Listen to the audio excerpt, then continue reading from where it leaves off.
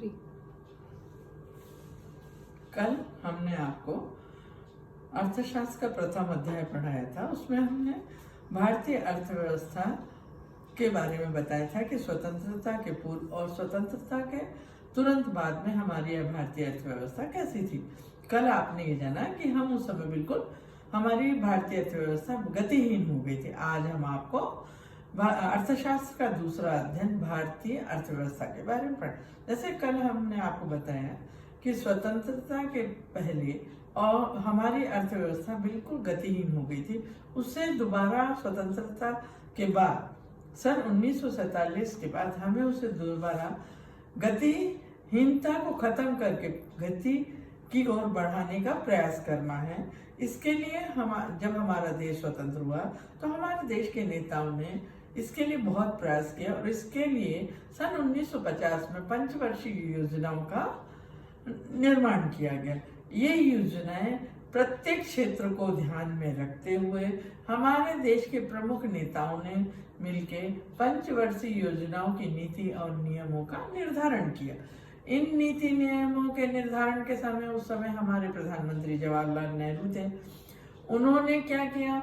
उन्होंने कहा कि यदि हम समाजवादी अर्थव्यवस्था को अपनाते हैं तो क्या होगा, उसमें सब समाज को बराबर समानता देनी होगी, कृषि क्षेत्र हो चाहे औद्योगिक क्षेत्र हो या सब क्षेत्र। फिर उन्होंने सोचा कि नहीं, समाजवादी अर्थव्यवस्था हमारे राष्ट्र और समाज के लिए हितकारी नहीं होगी।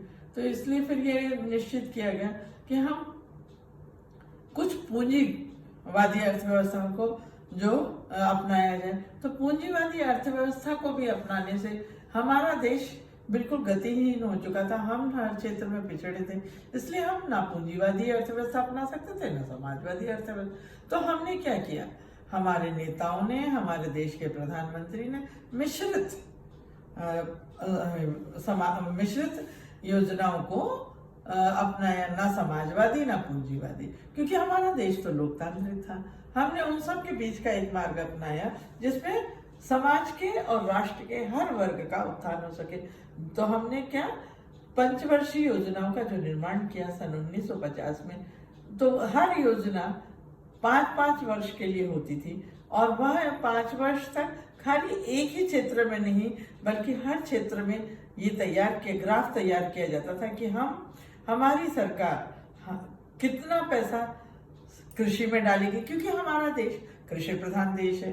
तो पहले तो हमें अपनी अर्थव्यवस्था को ऊपर उठाने के लिए पहले कृषि क्षेत्र को ध्यान देना होगा, हमारे उद्योग को ध्यान देना होगा। तो हमारे देश में जो पंचवर्षीय योजना बनाई गई उसमें पहले हमने किसको महत्व दिया? कृषि को महत्व दिया। कृषि में हम ज्यादा से ज्यादा पैसा खर्च करते थे। उसके बाद हमने कहा कि शिक्षा पे ध्यान देना चाहिए। जब देश की जनता शिक्षित होगी तो कृषि अच्छे से। तो हमने फिर शिक्षा के लिए, शिक्षा के बाद हमने क्या करा, शिक्षा के बाद हमने अपने स्वास्थ्य के लिए कि यदि हमारी मृत्यु दर ज्यादा है अंग्रेजों के ब्रिटिश शासन के काल में, तो हमें मृत्यु दर कम करनी होगी। जब मृत्यु दर कम होगी तो हमें देश और समाज के लिए नए पौध मिलेंगे, नए युवक मिलेंगे, नए बच्चे मिलेंगे। तो हमें अपने देश की मृत्यु दर को कम करना पड़ेगा और हमें देश के सर्वांगीण विकास के लिए योजनाएं बनानी होगी। जैसे हमने अभी आपसे कहा, पहले हमने कृषि पे ध्यान दिया, दूसरा शिक्षा पे ध्यान दिया, तीसरा हमने क्या किया, स्वास्थ्य पे ध्यान दिया, चौथा हमने किस पे ध्यान दिया, कुछ औद्योगिकरण भी होना चाहिए क्योंकि हमारे यहाँ खनिज प्रचुर मात्रा में।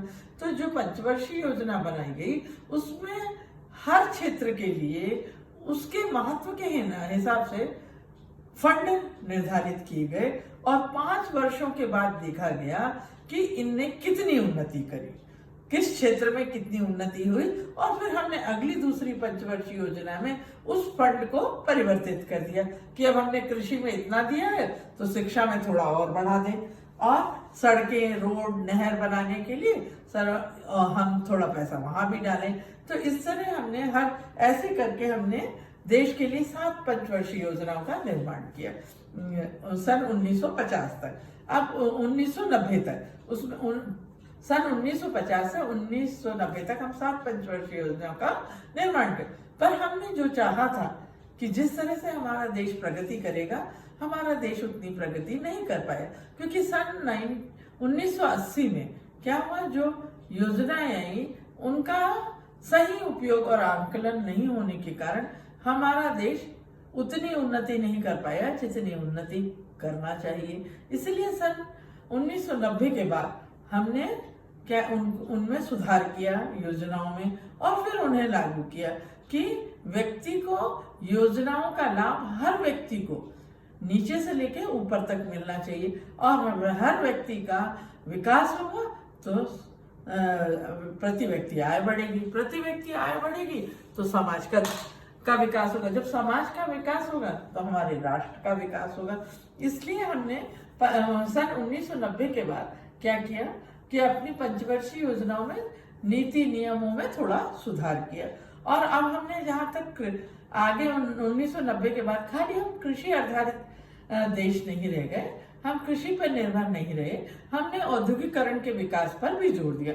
यदि कृषि में जो कच्चा माल मिल रहा है, खाद्यान्न पदार्थ मिल रहा है, उनका तो हम उपयोग करें, पर कृषि में सहयोगी उद्योगों का हमें विकास करना होगा। यदि कृषि में सहयोगी उद्योगों का हम विकास नहीं करेंगे तो कृषि उन्नत नहीं होगी। इसलिए हमने कृषि में काम आने वाले पहले तो औजार और मशीनें बाहर से आयात की, उसके बाद घर में निर्माण शुरू किया, जिससे कि हम कम लागत में हर व्यक्ति को क्या कर सके, किसान को ये साधन उपलब्ध करा सके।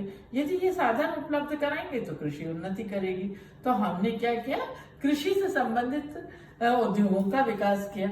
उसके साथ हमने सोचा कि जब हम कृषि पे इतना ध्यान दे रहे हैं तो हम जैसे कपड़ा है, अन्य सामग्रियां जो हम बाहर से क्या करते हैं, आयात करते हैं, तो हमने उसे क्या कहा कि हमने कोशिश की 1990 के बाद कुछ सामान अब जो हम बाहर से आयात करते हैं उसे बंद करेंगे और हमारे देश में ही क्या करेंगे, औद्योगिकरण का विकास करेंगे, और जो हमारे घर में बनेगा हम उसकी ही खपत करेंगे, जिससे देश में क्या होगा, हाँ विकास होगा।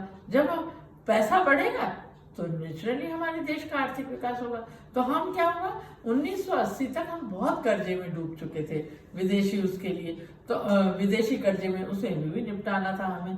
तो हमने क्या किया कि कम कर्जे में जो सामान हमें मिलता था उसे हमने आयात किया, जिससे हम ज्यादा कर्जे में डूब रहे हैं उन सामानों का हमने आयात बिल्कुल बंद कर दिया। और हमने कहा यदि हम केवल आयात करते रहेंगे, निर्यात नहीं करेंगे तो हमें विदेशी मुद्रा नहीं मिलेगी और हम कर्जे से उभर नहीं पाएंगे।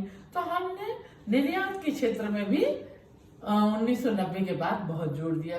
तो हमने क्या किया, निर्यात भी अपना बढ़ाया, जिससे हमें क्या मिला, विदेशी मुद्रा का प्राप्त हुआ। और हमने विदेशी मुद्रा का पेमेंट कैसे किया, डॉलर का रुपए के रूप में, डॉलर को रुपए से तोला और जितना होता था उस हिसाब से हमने अपना कर्जा वापस करने की कोशिश की।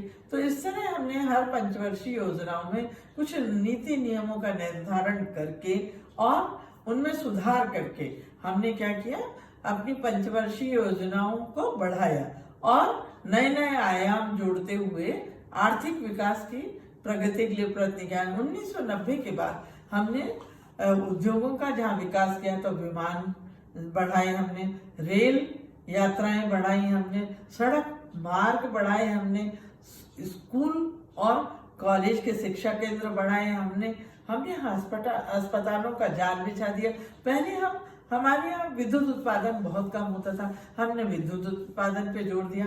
हमने सोलर एनर्जी का उपयोग करना शुरू किया और सूर्य से हमने बिजली उत्पादन शुरू किया। इन सबों का क्रमगत रूप से धीरे धीरे विकास करके हमने आज जहां हम आज 1920 में जहां हम खड़े हैं, वहां पर हमारा देश पूर्ण रूप से तो क्या होगा, विकसित नहीं बल्कि काफी विकास कर चुका है। और यदि इसी गति से हम क्या करते रहे, कार्य करते रहे और अपने नीति नियमों का निर्धारण करके देश के आर्थिक विकास में देश का हर व्यक्ति ये योगदान देगा और निष्ठा और ईमानदारी के साथ हर क्षेत्र में कार्य करेगा, तो हमारे देश की प्रगति अवश्य बहुत तीव्र गति से होगी और हम विकासशील देशों के साथ खड़े हो सकेंगे। क्योंकि यदि हम विदेशी व्यापार करना चाहते हैं और हम विदेशी व्यापार कर रहे हैं, निर्यात कर रहे हैं, पर क्या होता है, इसमें भी बहुत सारी परेशानियां आती हैं। और क्या होता है, विकासशील देश कम विकासशील देशों को महत्व कम देता है, तो वो हमारे निर्यातित माल्यों को उतना महत्व नहीं देते। तो हम क्या करते हैं, हम कोशिश ये करें अपने मालों का इतना अच्छा रूप बनाए या इतनी अच्छी क्वालिटी का बनाए कि बाहर के लोग उसको बहुत पसंद करें। तो ये समय अब आ गया है जब भारतीय इस बात को समझ गए हैं कि हमें आयात से निर्यात ज्यादा करना होगा। और निर्यात क्या करें, हम अपने घर में बनाई हुई मालों को यदि हम बाहर बेचते हैं और उससे विदेशी मुद्रा कमाते हैं और अपना पूरे वर्ल्ड में व्यापार करें, खाली विकासशील देश यदि आपको बेवकूफ बनाने की कोशिश करें तो उनके मकड़ी जाल में फंस के नहीं, बल्कि हमको उनसे अच्छा सामान बना के, अच्छी दवाइयां बना के, अच्छे वस्त्र बना के, अच्छी शिल्प कला उन्नत करके यदि हम अपने निर्यात को दिन प्रतिदिन बढ़ाएंगे तो वह दिन दूर नहीं है जब हम भी एक विकासशील देश के श्रेणी में खड़े होंगे। इसलिए हम कहते हैं कि हमारा देश विकास उन्मुखी तो है, काफी विकास कर चुका है, और हम आशा रखते हैं कि कुछ 5-10 सालों के बाद हम भारत भी एक पूर्ण विकसित देश के रूप में जाना जाएगा। तो हम ये कह सकते हैं कि वर्तमान जो अर्थव्यवस्था है विकास उन्मुखी और काफी हद तक विकास कर चुकी है। पूर्ण विकासशील बनने के लिए उसे अभी कुछ समय और लगेगा। तो आखिर अंत में हम ये कहें, निष्कर्ष पर पहुंचते हैं कि जो हमारा आजादी के पूर्व जो हमारी आर्थिक व्यवस्था गतिहीन हो गई थी, उसे हमने 1947 के बाद काफी परिश्रम के बाद गतिशील कर लिया है। अब हम विकास उन्मुख देशों में अग्र श्रेणी में गिने जाते हैं और आगे हम भविष्य में उम्मीद करते हैं कि हमारा देश एक विकासशील देश की श्रेणी में खड़ा हो सकेगा। आज बस आर्थिक विकास का अध्याय खत्म होता है। कल हम आपको तीसरा अध्याय पढ़ाएंगे जिसमें हम पढ़ाएंगे निजीकरण, उदारीकरण और वैश्वीकरण। तो कल आप उसके लिए तैयार, और आपको मेरा अध्ययन कराया विषय कैसा लगा, यदि अच्छा लगा तो उसे सब्सक्राइब कीजिए। धन्यवाद।